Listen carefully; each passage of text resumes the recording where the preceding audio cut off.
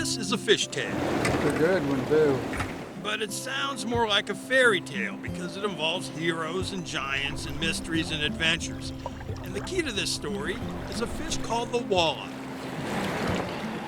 Walleye are a game fish, a member of the perch family, really popular in the Great Lakes region, the Midwest, and Canada. A lot of folks don't realize we have them here in Virginia. In fact, the walleye we have here are pretty special. They're natives of the New River, and that New River strain of fish is so unique, you can't find them anywhere else on the planet. Now here's where the mystery comes in. We didn't know we were dealing with something that special until relatively recently. The New River apparently had a unique strain historically that went undiscovered until some research was done on walleye populations here in Claytor Lake in the late 70s through Virginia Tech. That guy, his name's John Copeland, he's one of the heroes in this fish tale. John's a biologist with the Virginia Department of Wildlife Resources.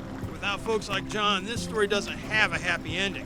You see, he's one of the people entrusted with making sure our unique New River strain of walleye thrives. And since 2000, we've worked with that strain of walleye through a selective breeding program where we go out and collect broodstock in the spring on the spawning run in the New River, and then we raise young in a hatchery from those unique genetic strains. And when we have unique genetics like that, we want to maintain those for the future. And then there's Wes Billings. He's one of the good guys too. VDWR conservation officer, Wes grew up fishing the New River. Its walleyes are one of his passions. We've been actively collecting broodstock during the spring here on the New River, doing some genetic testing to ensure that they are the native strain of walleye, and taking them to some of our hatcheries, and create, fry, and bring them back and stock. The New River is already a pretty unique place. It's the second oldest river in the world, believe it or not. It was cutting through the Appalachian Mountains when the Appalachians were the size of the Rockies.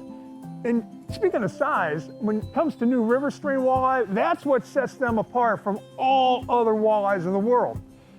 They get big, they're bruisers. In fact, the biggest walleye ever caught in the state of Virginia, the state record, caught right here in the New River. There's a lot of bruisers in the population, yes. Bruisers? This particular strain of walleye produces a lot of big fish. The current state record is over 15 pounds and came from the New River. The historic record of 23.5 pounds was from the New River. So the New River sets records for walleye sizes, and we know that's a unique characteristic of that strain of walleye.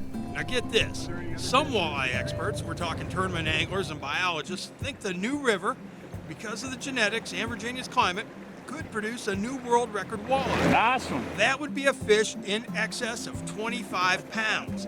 Well, that would grab headlines. The way this story has a happy ending is for the New River strain, Virginia's native walleye, to multiply and live on into the future.